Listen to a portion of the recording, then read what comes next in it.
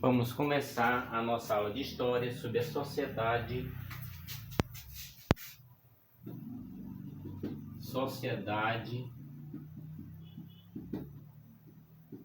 colonial. Sociedade colonial. Lembrando que as nossas aulas de história são aulas bem objetivas para a sua melhor aprendizagem e preparação. Lembrando que essas aulas não fazemos muito,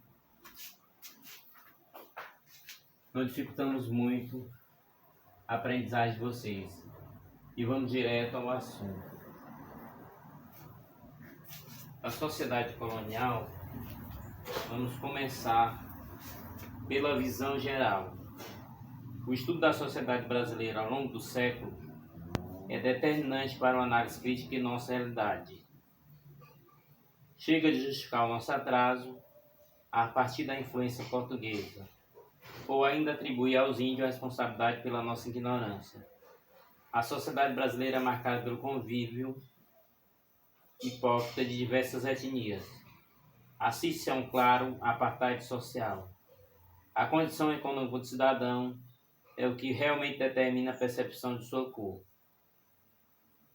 Em 2000, quando se comemorou o aniversário de 500 anos do Brasil, não faltaram personalidades para pagar as velhinhas. Entretanto, as comunidades indígenas e os movimentos negros, além de membros do movimento por reforma agrária, não tinham muito o que comemorar. Origem e tradições das comunidades indígenas, negras e brancas na América. Vamos começar destacando os índios. A presença portuguesa por meio de projetos marítimos expansionistas alterou profundamente o perfil cultural das comunidades indígenas, vítimas do proselitismo jesuítico. A Igreja Católica, ao ritmo da Contra-Reforma, buscava freneticamente por novos fiéis, valendo-se da Companhia de Jesus.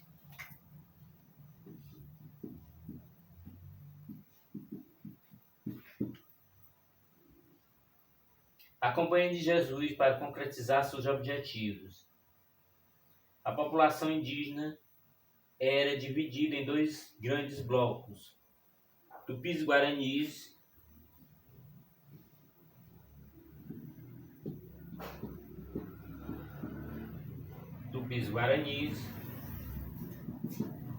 e Tapuias.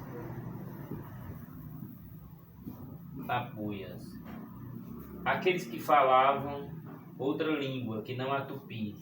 Dentre os tapuias destacavam-se os goitacazes, na foz do rio Paraíba, os aimorés no sul da Bahia e no norte do Espírito Santo, os tremembés.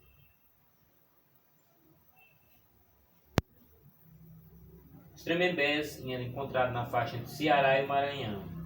Essa divisão fundamenta-se em recentes estudos antropológicos, diálogo pela afinidade cultural e linguística dos indígenas. Apesar dos portugueses haverem identificado muitas nações indígenas, todavia, atualmente, os cientistas costumam dividir os grupos indígenas de acordo com os idiomas e dialetos que falam ou falavam, sendo basicamente o tronco tupi,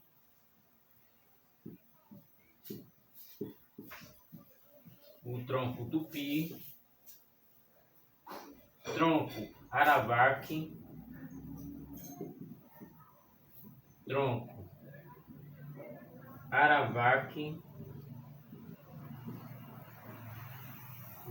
e o tronco macro-G.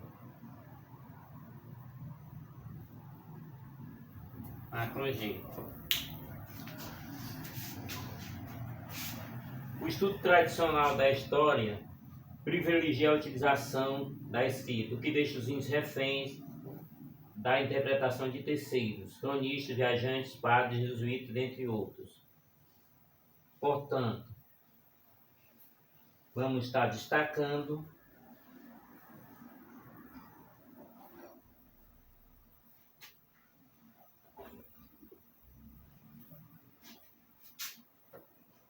A origem dos índios americanos é melhor explicada pela teoria asiática, de acordo com a qual povos asiáticos, atravessando o Estreito de Bering para chegar ao Alasca, atingiram a América.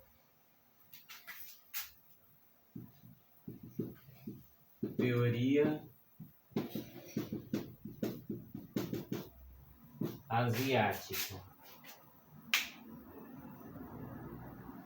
Entretanto, o arqueólogo brasileiro Guido defende outra hipótese, a de que os primeiros habitantes da América chegaram, talvez alguns séculos antes, atravessando o Oceano Pacífico, vindo da China ou da Polinésia. A população indígena brasileira, no início do século XVI, variava entre 2 e 4 milhões. Índios no século XVI, 2 a 4 milhões de índios.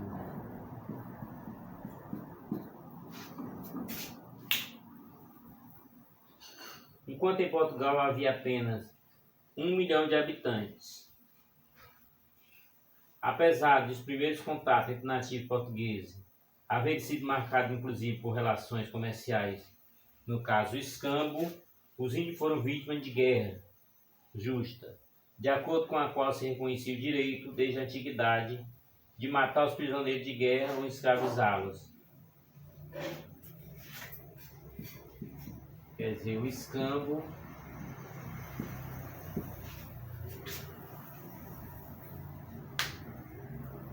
Entretanto, as tribos indígenas tentavam resistir, como na ocasião da Confederação dos Tamoios.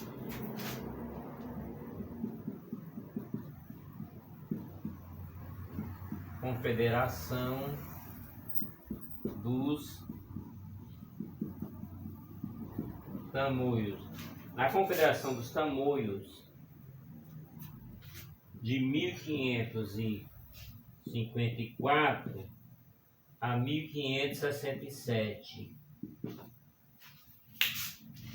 os indígenas do tronco tupi de várias regiões do litoral sudeste da colônia, Rio de Janeiro, Angra dos Reis e Ubatuba, e os não tupi, como os goitacais e os aimorés, habitantes do interior, junto da Serra do Mar, aliaram-se para combater a escravidão imposta pelos portugueses.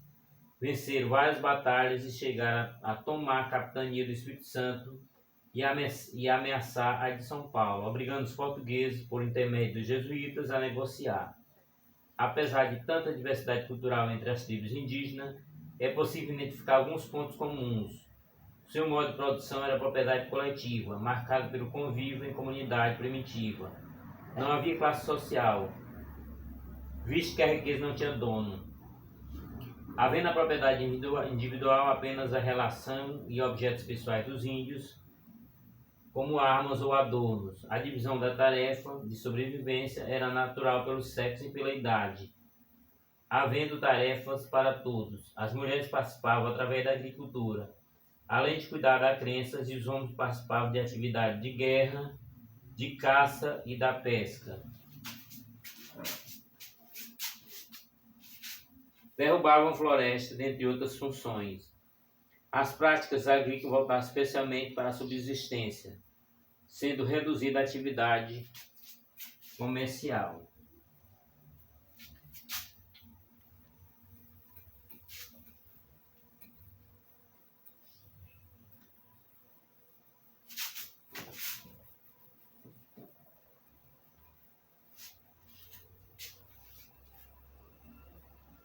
Portanto, a prática agrícola voltava-se para a subsistência.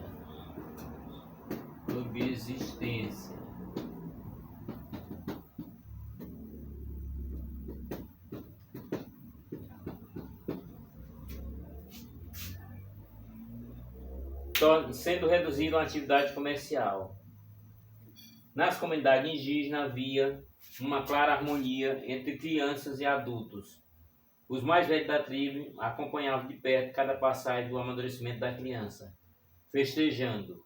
É importante dizer que muitas vezes os índios discriminavam as mulheres, devastava a natureza, mantinham guerra constante entre si, mas nada que nos faça inveja, pois na arte de destruição somos os maiorais. Então vamos estar colocando agora sobre os negros.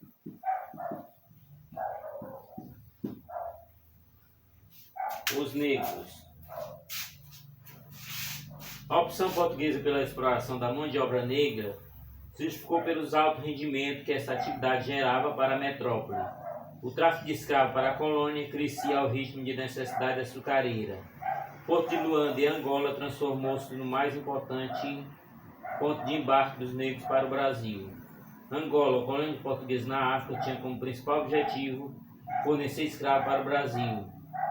Era tal a ligação entre Angola e o Brasil que as autoridades africanas estavam subordinadas à administração portuguesa no Brasil. Para se ter ideia da importância desse mercado fornecedor de mão de obra, até o ano de 1680 havia passado pelo Porto de Luanda mais de 1 milhão de escravos.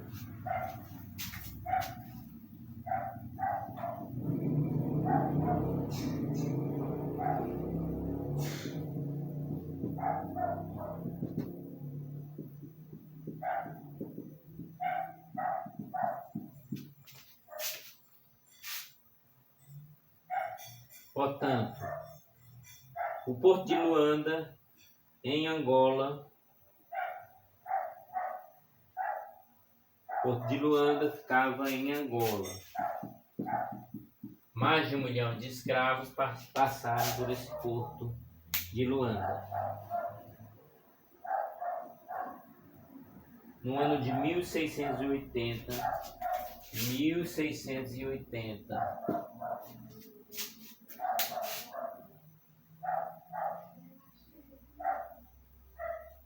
a maioria dos africanos que foram trazidos para o Brasil como escravos pode ser dividida em dois grandes grupos: os bantus, provenientes de Angola, Moçambique e Congo. Os bantus. Os bantus de Angola, Moçambique e Congo. Sudanês, proveniente da região de Guiné, Moçambique. Sudanês, proveniente da região de Guiné, embora os dois grupos estivessem presentes em toda parte, no centro, sul e no nordeste. Eram mais numerosos os bantus, enquanto os sudaneses se concentravam na Bahia. Quer dizer, sudaneses eram provenientes de Guiné e os bantus de Angola, Moçambique e Congo. A viagem dos navios negreiros era um verdadeiro inferno para os escravos. Amontoado pelos traficantes nos porões, mal tinha condições de respirar. Quanto maior o número de escravos, maior o lucro, apesar de pouco mais da metade sobreviver à viagem.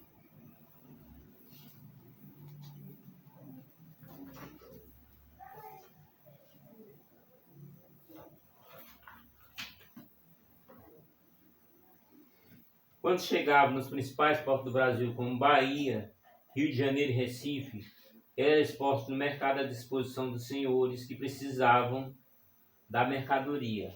Além da violência física, os negros sofriam uma profunda agressão à sua cultura, arrancado de seu meio natural e social, atirado a uma terra de língua, religião e hábito desconhecido. Os africanos encontravam toda a dificuldade para manter sua identidade cultural. Conservar sua tradição era uma forma de resistir à violência e à dominação dos brancos. Uma das formas de resistência mais utilizadas pelos negros africanos foram os quilombos.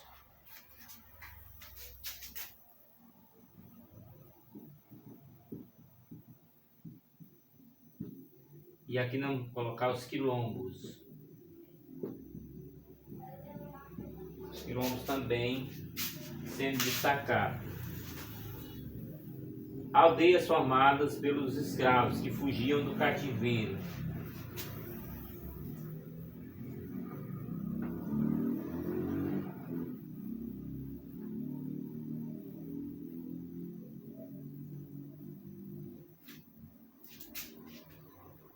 Então, os quilombos eram aldeias formadas pelos escravos que fugiam do cativeiro. Muito numerosos durante todo o período colonial, principalmente no Nordeste. quilombos no Nordeste, né? Principalmente no Nordeste. Os mais importantes foram os Palmares, que ocupavam extensa região dos estados de Alagoas e Pernambuco.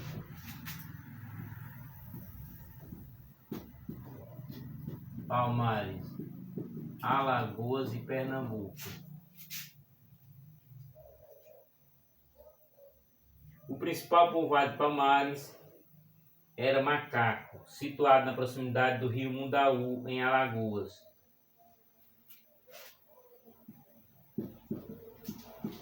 Macaco em Alagoas.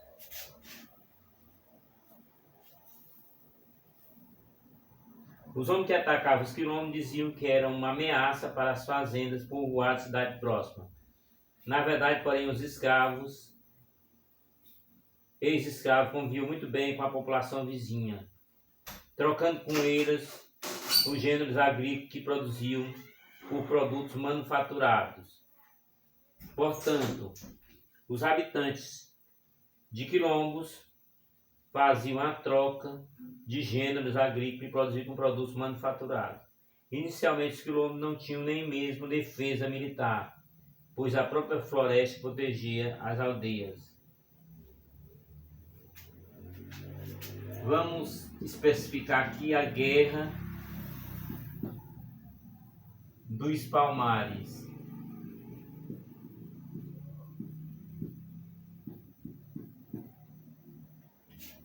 A Guerra dos Palmares. A Guerra dos Palmares foi uma das mais importantes do Brasil colonial.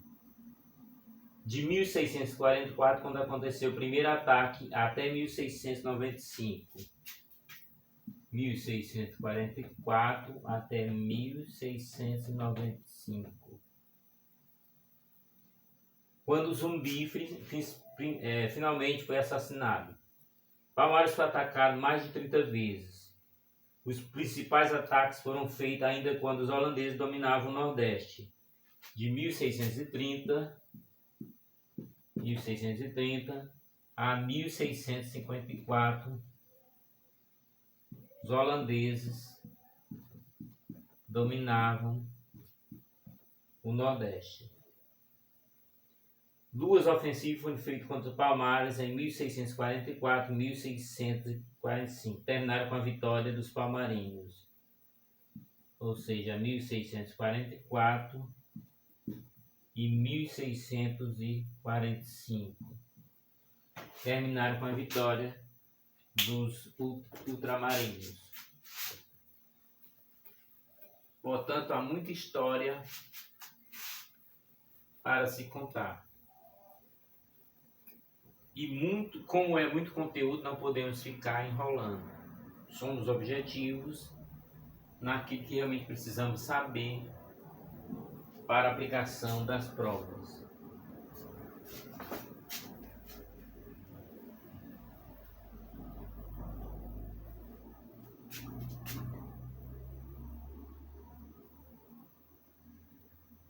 A mesma sorte tiveram outros ataques feitos pelos portugueses após a expulsão dos holandeses. A fase mais importante da guerra teve início em 1688, quando o governador de Pernambuco e o senhor do engenho formaram uma união perpétua contra Palmares. 1688, união perpétua contra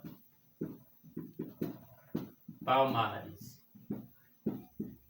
Este conteúdo é importante tanto para o Enem como também para concursos. Quase todos os anos, Palmares era atacado, conseguindo resistir. Em 1678, o governador de Pernambuco chegou a assinar um acordo com Palmares. Os negros poderiam cultivar uma área limitada em liberdade. Mas o governo de Portugal não aceitou o acordo e novos ataques foram organizados. Diante das constantes derrotas de suas tropas, o governador de Pernambuco resolveu contratar o bandeirante paulista Domingos Jorge Velho e os seus homens para tentar destruir Palmares. Depois de algumas derrotas, o Bandeirante conseguiu no final de 1695 derrotar o Zumbi de Palmares, símbolo da resistência negra até hoje.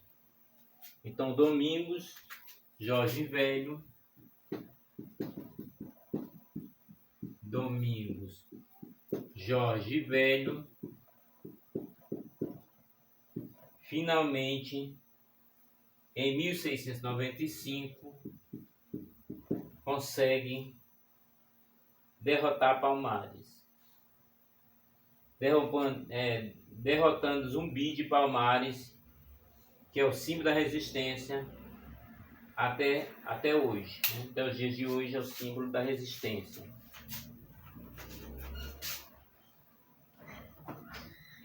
Senhores de Engenho, Casa Grande. É o assunto que nós vamos estar abordando agora. Falsa opulência. Falsa opulência.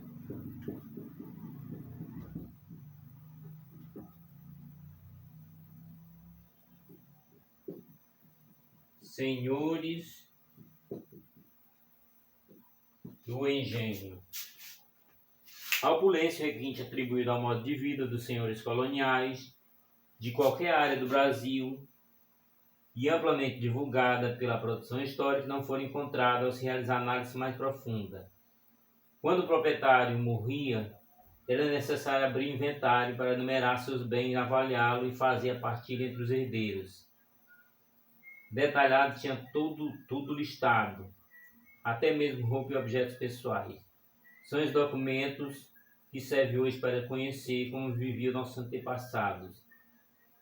Entre os historiadores, foi desconfiado que a opulência dos senhores coloniais, publicada em 1929, em um trabalho minucioso, considerou um delírio as qualidades atribuídas ao modo de vida dos ricos paulistas. Estranhou também o luxo atribuído por ele à aristocracia nordestina. As casas seriam mesmo dos grandes senhores, simples, pobres, acanhados e vazios de objetos. Somente no decorrer do século XIX, a riqueza passou a ser espelhada no formato e no interior das residências. Na colônia, a ostentação do poder e prestígio estava na propriedade de escravos, no volume de sua produção, na riqueza dos trajes e complementos, inclusive de cativos e arreio de animais e de montaria, quando se encontrava no espaço público. Vários cronistas do período colonial informam sobre a mania de nobreza de certos habitantes que saíam às ruas com um séquito de escravos bem trajado, carregados em cadeirinhas ornamentadas. Foi também no século XIX que outro hábito mais sofisticado começou: comer à mesa utilizando talheres. Escravo ou senhor, a maioria agachado ou acocorado no chão, se alimentava usando só as próprias mãos. Portanto, basicamente, o que podemos ver nas fotos. Também, índios resgatam identidade e direitos. Outro texto para refletirmos no nosso estudo de história. A chegada ao poder de Alessandro Toledo, empossado oficialmente em Lima, reforça a tendência da maioria da população dos índios da América Latina em processo de valorização de identidade indígena. Então, os índios resgatam as suas identidades e os seus direitos.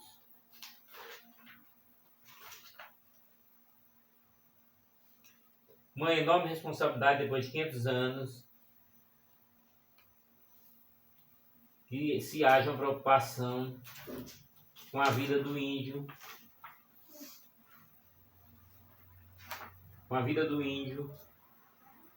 no Brasil.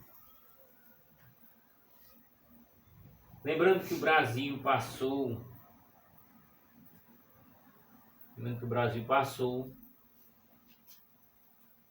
por uma estrutura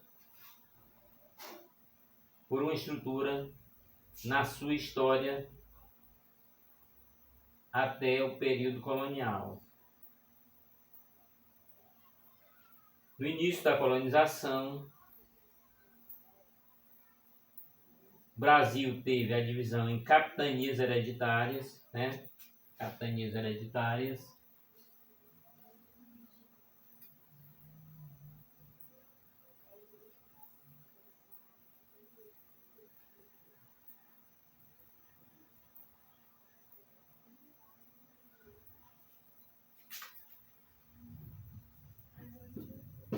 O Brasil teve a divisão em capitanias, já foi estudado.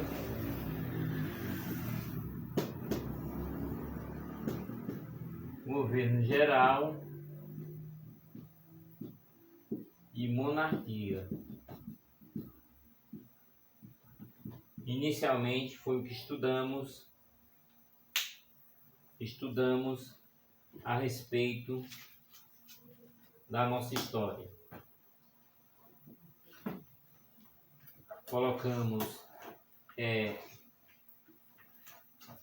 o governo imperial.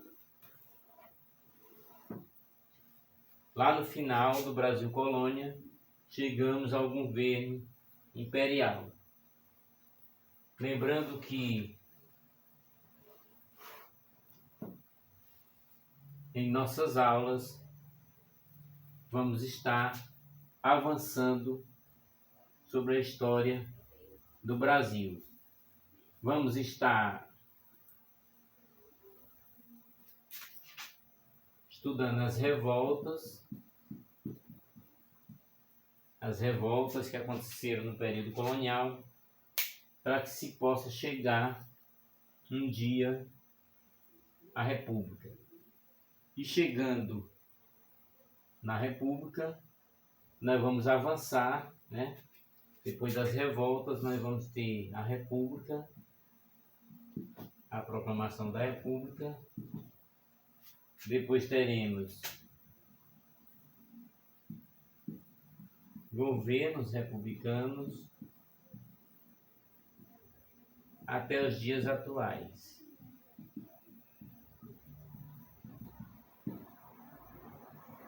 Portanto, nós vamos ter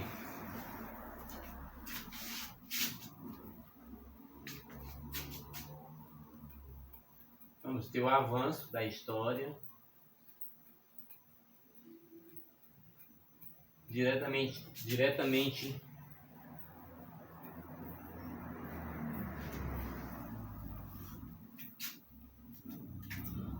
bem, nós vamos fechar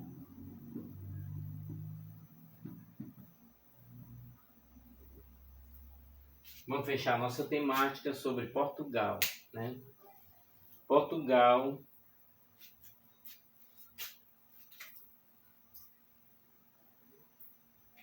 em 1500 toma posse do Brasil.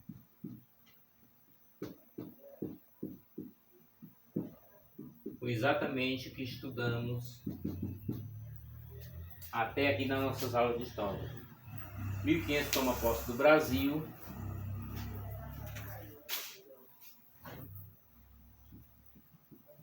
Tenta riquezas. Tenta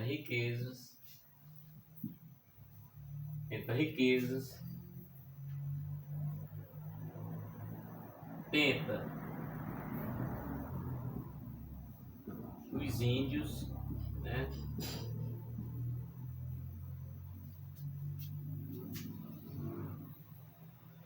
Tenta riqueza, tenta os índios.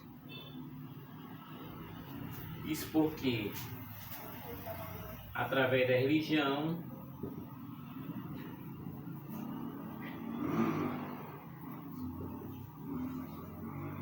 ou através da força, que Portugal começa o seu domínio sobre os índios.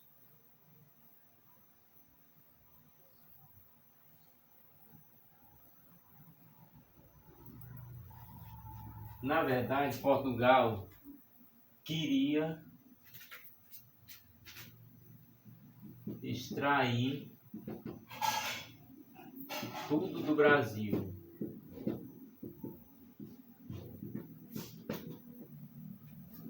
Tudo do Brasil. E Portugal queria extrair tudo do Brasil, mas Portugal queria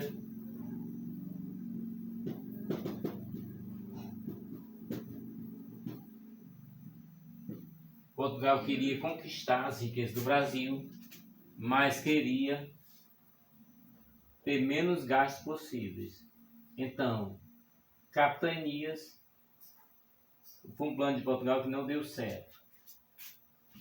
Depois vai para governo geral.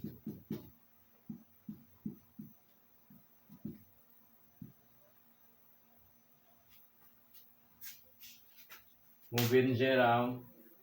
E descobriu-se que o Brasil não era apenas uma pequena ilha, mas na verdade um continente. Então, a partir dessa ideia, os governantes portugueses viram a dificuldade que seria tomar conta do Brasil. O Brasil que tinha o índio, o negro e o branco. O branco europeu que exercia o governo. O índio, dono da terra. O negro trazido da África. Esses, tanto o índio como o negro, foram explorados na terra do Brasil. Principalmente lá no começo, com o pau-brasil. Pau-brasil. Depois a cana. Realmente grandes confusões vamos ter no país. Grandes confusões vamos ter no país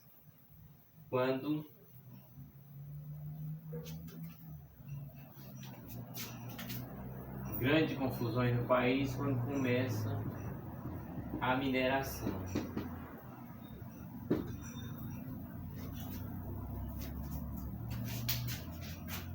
Através da mineração,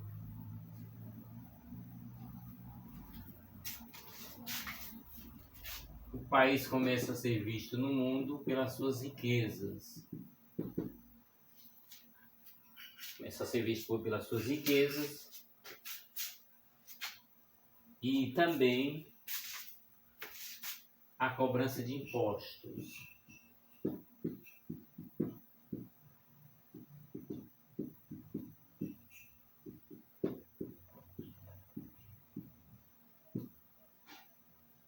Quer dizer, havia cobrança de impostos altos pelo ouro e também por escravos.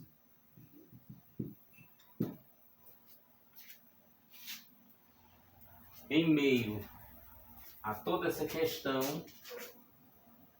vamos avançar em outras aulas.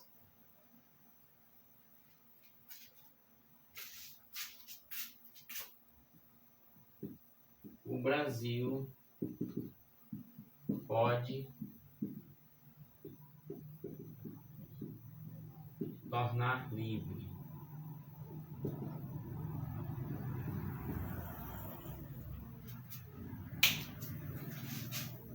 Bem, essa história nós vamos aprofundar depois, né? Vamos apenas refletir sobre essa frase aí. O Brasil pode se tornar livre.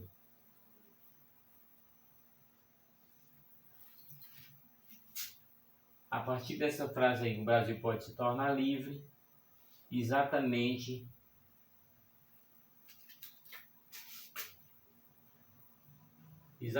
pelo ouro e pelos diamantes.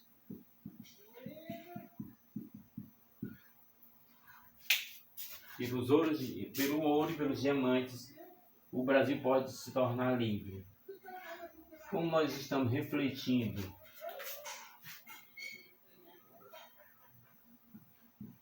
reflexão.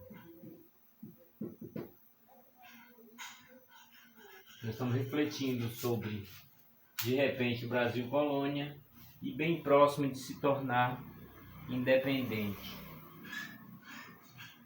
Mas assim, o Brasil pode se tornar livre. Então tornou-se um assunto para se estar falando, né, pelas ruas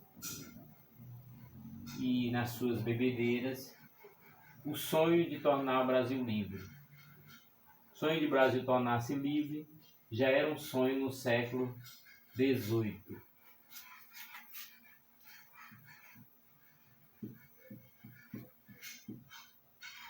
No século XVIII já tinha esse sonho do Brasil tornar-se livre.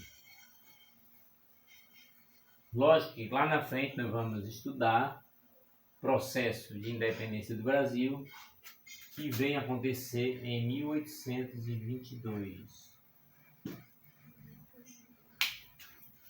Então, o Brasil pode se tornar livre. E aí nós tivemos o exemplo,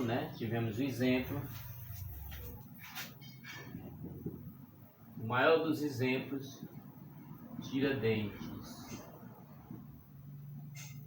Sonhava com o Brasil livre de Portugal. Muito empolgado com a ideia do Brasil se tornar livre. Então Tiradentes, o primeiro patriota,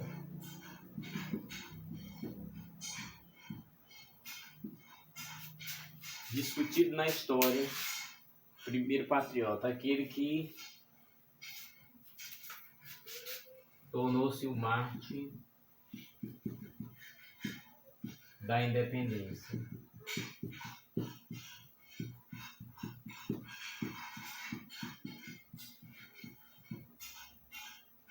Mas para Portugal,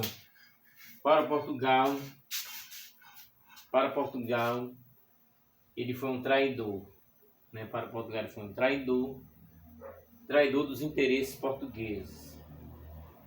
Porque na verdade Portugal tirou tudo o que pôde da terra Brasil, principalmente na Era do Ouro.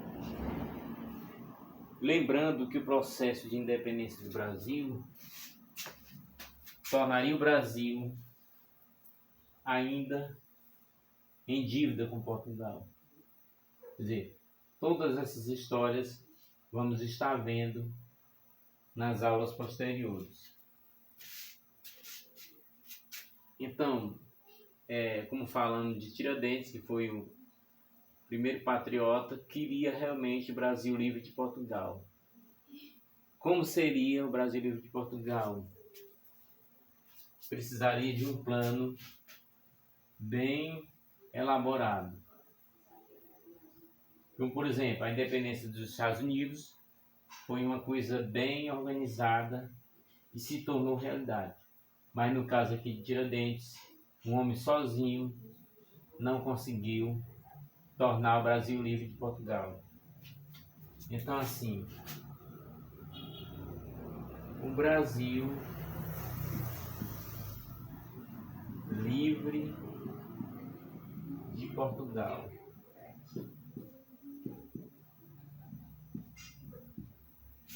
Já sabemos que o plano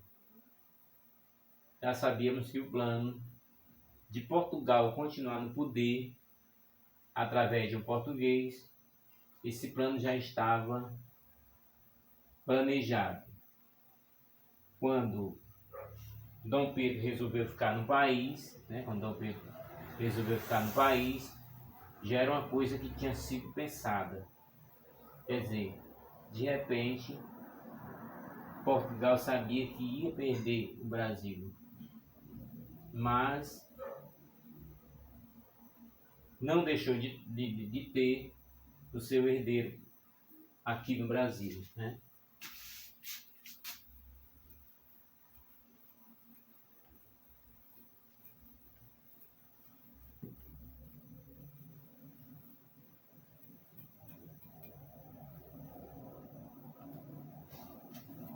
realmente com a República, o governo imperial do Brasil perde todo e qualquer poder, perde a chance de voltar ao poder,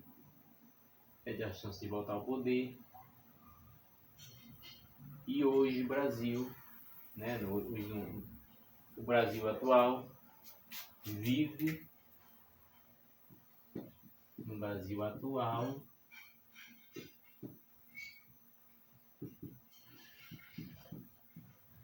estamos na República, onde todo o poder emana do povo. Essa nossa reflexão histórica não nos afasta da continuação do nosso conteúdo, que vamos estar continuando na próxima aula, continuando seguindo a história. Paramos para fazer uma reflexão sobre a história, uma pequena reflexão sobre a história, para que nas próximas aulas continuemos avançando o Brasil colonial. Voltando um pouco para o atual, uma república onde todo poder emana do povo. Quer dizer, o país tem uma Constituição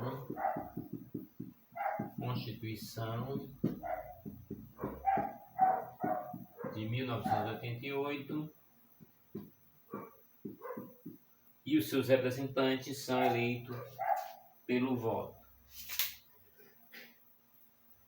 Então, assim, como nós temos várias aulas pela frente, ainda continuando na história do Brasil, e na continuidade do curso, depois de terminarmos toda a história do Brasil, vamos continuar com história geral. E numa próxima aula, depois que terminarmos as aulas de história, vamos para as aulas de geografia.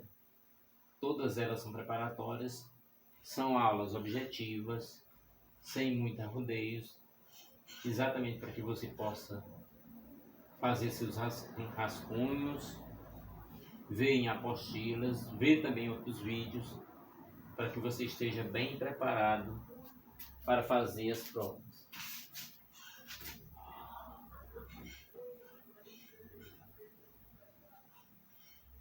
Lembrando que nossas aulas estão acontecendo de segunda a sábado, portanto, não perca nenhum dos vídeos dessas aulas. Lembrando que você poderá voltar para as primeiras aulas. As primeiras aulas de história que são relativas à história do Ceará. Então, a partir da aula 6, 7, já entrando na história do Brasil. Portanto, vamos fazer o estudo da história do Brasil, depois história geral. Depois vamos estar entrando no conteúdo de geografia,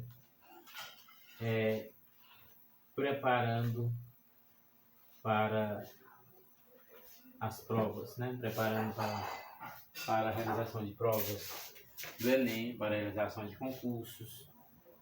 Portanto, essas aulas são aulas simples, mas são bem objetivas para ajudar na sua aprendizagem. Não adianta uma aula muito enfeitada e não ajudar muito para a sua aprendizagem. Porque o básico da aprendizagem: leitura, escrita, exposição do conteúdo. Aprimorar na leitura de textos sobre o conteúdo. Assim, o estudo terá êxito. Lembrando que o curso que nós estamos oferecendo é próprio para que você esteja bem preparado para o Enem e para os concursos públicos. Portanto,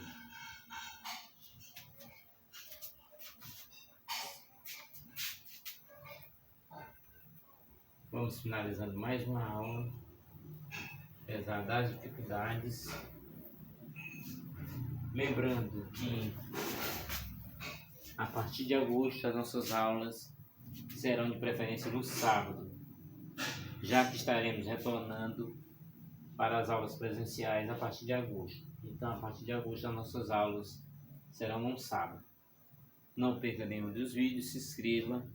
Você poderá ver a aula tanto no celular como no seu computador ou PC. Na verdade, o tempo é curto, 45 minutos. Dá para ser visto diariamente ou você pode ver de 1 a 4 vídeos por dia, de acordo com o canal. Até nosso próximo vídeo, até nossa próxima aula.